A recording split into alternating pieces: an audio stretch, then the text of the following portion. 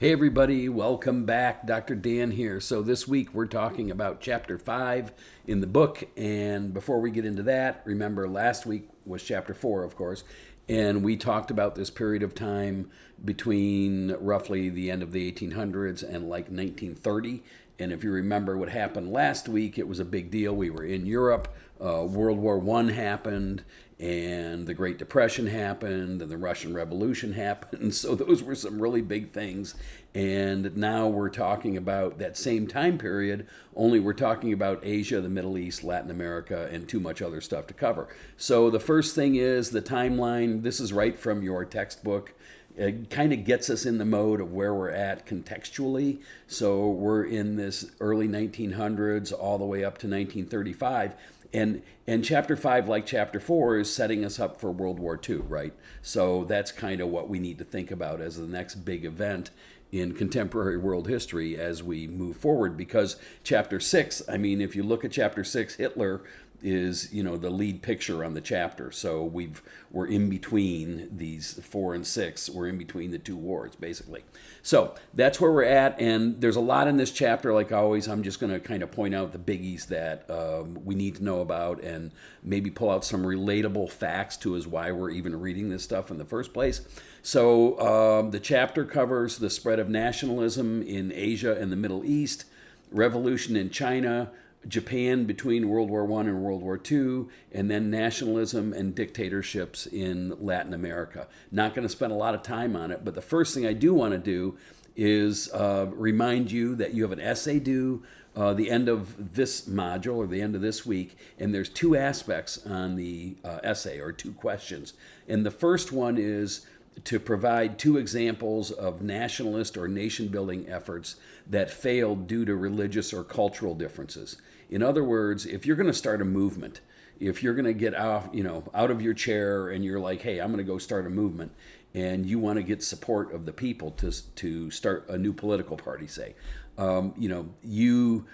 you need to make sure that you're sensitive to the cultural issues or the cultural sensitivities in the population that you're working. In other words, if part of your party platform of your new political party is that you support abortion rights, a pro-life population isn't going to support you. So this idea that nation-building efforts or political efforts need to have the backing of all of the people, not just a few of the people, to be successful, and they especially need to be sensitive to religious and cultural differences. So that's aspect one of the essay. Give us an example of something that failed because of cultural or religious problems in the population. We're going to talk about that in a second. And then the second question is much more specific than that, and it has to do with Mao Zedong in China, which we're going to cover in this also, and why he thought his attempt at changing or revolutionizing China would succeed when others didn't. So those are the two things in the essay, and we're going to go through those, and I'm going to try to make it really fast. So the first thing they cover in the book covers in 5.1, the spread of nationalism, is Gandhi and the INC. And so that's Gandhi, and the INC is the Indian National Congress, if you didn't know that. And also, if you didn't know, sort of India is the biggest colonization story ever, because Great Britain took over India in 1858, and India is huge, so it's not that easy of a thing to take over, and it was a brutal takeover. And I'm not here to talk about that colonialism, because we already covered that in like the first chapter, but I am talking about resistance to colonialism through the Indian National Congress, which was the organization formed to basically throw Britain out. And in 1885, most of their members were, again, sort of high-class, high-caste Hindus. And Gandhi comes along, and he tries to reconcile the differences of the Indian people, and he promotes Indian independence. And the thing with Gandhi is that he was a tireless supporter for independence, using this new techniques of nonviolent resistance. Okay, so he was protesting against British rule. Eventually, Nehru took over the INC, And a couple of other things that you'll read about in here is because India is like back then was basically half Hindu, half Muslim. The INC could never really do its work because there were these differences between interest of the two different religions. And actually, that's how Pakistan forms a little bit later on. The Muslim League in India, wants to split off from India, wants to split away from the Hindus. So that's how you get India and Pakistan in modern day life. But back then, or in this chapter, that hadn't happened yet, but just so you know. But as far as Gandhi and why we're even talking about him, I think the biggest thing of relatable importance to us is that his new way of protesting, this nonviolent resistance, heavily influenced the civil rights movement here in the U.S., assuming you're in the U.S. watching this. So Gandhi's important for a lot of reasons as a tireless promoter of Indian independence, but also in pioneering this nonviolent resistance, which again, influenced the civil rights movement here and also movements in South Africa and around the world. So that's Gandhi. That's why that's important. And the other thing the chapter talks about is sort of modernization in the Middle East. So it talks about modernization of Turkey, modernization in Iran, and modernization or nation building in Iraq. And I'll let you read those on your own. But I do want to point out modernization in Turkey is a big deal because Turkey is what's forming after the collapse of the Ottoman Empire. And the cool thing about Turkey is that they really attempted to modernize early in the 1900s. And it's a big deal because it was a secular modernization. It wasn't a theocratic thing. It wasn't based on religion. So Turkey's a big deal because they modernized by adapting the Roman alphabet, modernized the economy, gave women the right to vote back in the 1930s, which is pretty astounding considering where they came from out of the Ottoman Empire. The reason Turkey might be important is when you're considering that first essay question about movements that were hampered because of cultural or religious differences. Turkey's a good example. And somewhere, I don't know what, page 114, I think, or somewhere in there, there's more about that. But Turkey's always a good example when you're looking at movements that were moving forward but were sort of hampered because of religious differences. You could say the same about Gandhi, too, as you're considering that first essay question. So there's that. Sort of the other real biggie out of this section of the book, 5.1, is the issue of Palestine. And I can't help but get ahead of myself here. But what you're looking at on the map is Palestine, and you're looking at how over the years Israel has taken the whole thing over. And we're really not there yet as far as what's going on. But as far as the Israel part, because in this chapter Israel isn't formed yet. But this is setting us up for that. So if you wonder why are there all these issues, between Arabs and Jews in Israel and in that region, it's because Britain took over Palestine in the 1900s as part of colonialism, and really sort of declared it as a home for the Jews eventually. Now, what happened was there was the World Zionist Organization formed. That was a Jewish organization, and it was an independent organization, an NGO, if you will, a non-government organization, and they promoted that Jews should move to Palestine and make it their homeland. And England formalized that with the Balfour Declaration that you'll read about in your textbooks.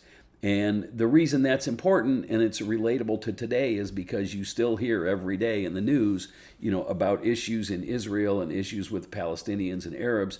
And so it's of relatable importance because the struggles and debates, even today, over a single state solution or a two-state solution remain in Israel. And its neighbors are armed and ready to annihilate each other. And I think the lesson there is that this is sort of a prime example of nation building that the English, Britain came in the early 1900s and declared that Israel was, well, they didn't form Israel yet, but declared that this area was going to be the world home to the Jews.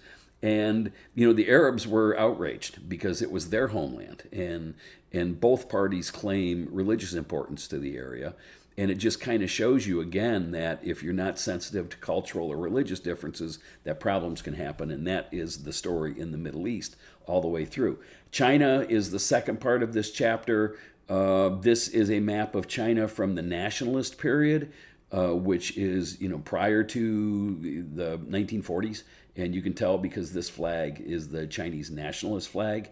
So the Nationalist Party were basically the leaders before the Communist Party of today. And in this chapter, the Communist Party is not in power yet, but this chapter sets you up for what's going to happen there. And the players are Chiang Kai-shek for the nationalist and Mao Zedong for the communist. So the nationalist is the ROC, the Republic of China, if you ever see that abbreviation. And the communists are the PRC, the current country, the People's Republic of China.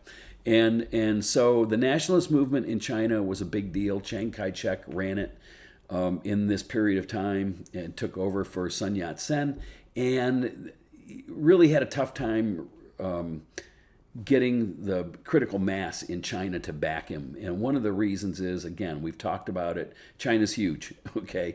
And, it's got hundreds of different languages and cultures. And at that time, when there was no modern communication and barely any modern transportation, it was hard to convince people that they should follow one type of government or the other. And that's what the nationalists always had issues with. The nationalist movement in China was really built in the cities amongst the elite, and the people in the countryside and the peasants, which made up the bulk of China, couldn't relate to it. So again, it's sort of this lesson of not knowing your audience when you're trying to create a revolution or when you're trying to take over. So it's kind of important.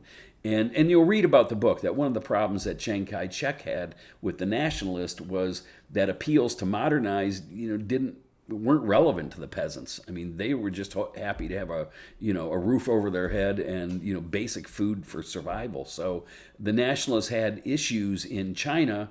The Nanjing Republic forms, but what you really want to know for the essay and the lesson you want to take away from this chapter is that Mao Zedong comes along. He is the communist leader, and he learns right away that it's important to gain the support of the peasants, all right, the rural people, the poor people, because that was the mass of the population in China.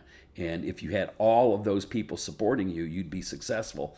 Ultimately, that's what happened with the communists in China. They were successful. They're still in power today. We haven't gotten to that in this chapter yet. In this chapter, the nationalists are on the run. Eventually, they're going to end up in Taiwan. We'll talk about that probably in chapter 7, I think. But now, and I just put a thing here, of relatable importance. If you want to lead, you have to gain the support of the masses. And Mao Zedong, the Chinese communist leader, knew what he was doing. And I just put in here 70 years later, they'd be making our iPhones. So obviously, it worked out as far as China's system goes. Okay, real quick, the Empire of Japan, just so you know what's going on there, something called the Zaibatsu economy. And it was really, that type of economy is talking about an economy that is based on large corporations with very close relationships to the government. So it's not government control, but very closely government watched. And because of that, you see these mega corporations out of Japan form to take care of all of these needs. And Mitsubishi was one that you can relate to today, and they have all these different companies, okay? But there's many more, Honda and all the other ones were these conglomerates and still are out of that era prior to World War II, this style of corporation was set up. And really the big point about Japan here is that they grew rapidly from an industrial standpoint, and they were super hungry for raw materials, and there was a lot of pressure on the Japanese government, actually by corporations, to gain more territory so they could gain more raw materials because they were great at manufacturing. And again, I'm talking about before World War II, so this isn't something new. And I think of relatable importance, we know that Japan was successful industrializing because of Pearl Harbor. We know that they had the equipment to sail from Japan to towards Hawaii with aircraft carriers and bomb our naval base in the 40s.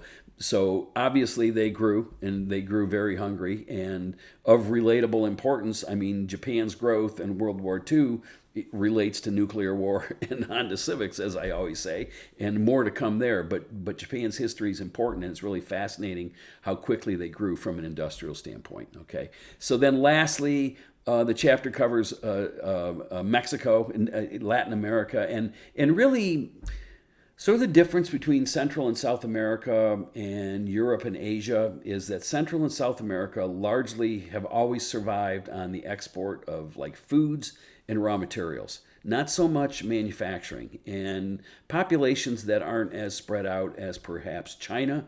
So sort of the blanket story about Central and South America during this time is that there was too much American influence because we bought most of the products.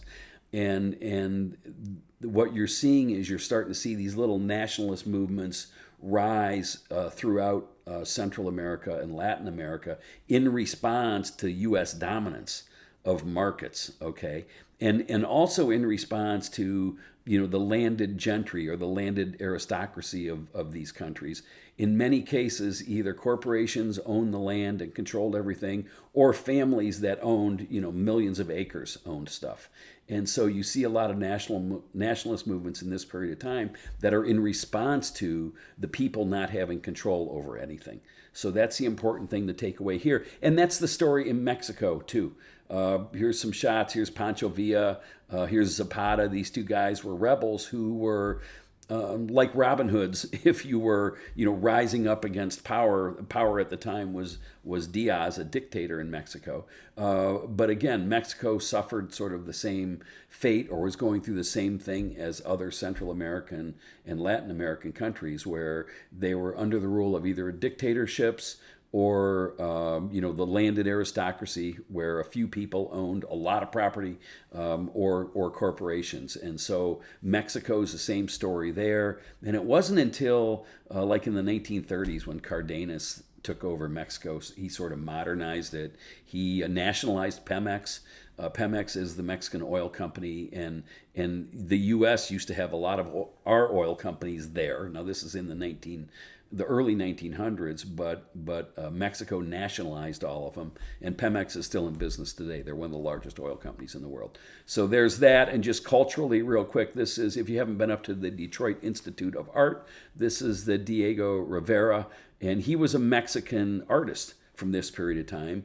And Edsel Ford, which is Henry Ford's grandson, I think, in this case, commissioned him to do this mural of Detroit working at the Detroit Institute of Art, and it relates to Mexico at the period of time we're talking about. So that's the chapter. The essay, again, is fairly easy. Let's see, where was it at? Right here. Provide 2 detailed examples of nationalist or nation-building efforts that were hampered or failed due to religious or cultural differences. You can talk about the INC. You can talk about the Turks. You can talk about resistance in Iran or Iraq if you read through the chapter. You only need a couple of sentences. It's really easy. And then the second thing, aspect 2, which was about Mao Zedong and what he did different to ensure that his revolution would be successful and that they would eventually make all of our iPhones. So that's it for this week. Be safe. If you have any questions, let me know. Everyone's doing great. Take care now. Bye-bye.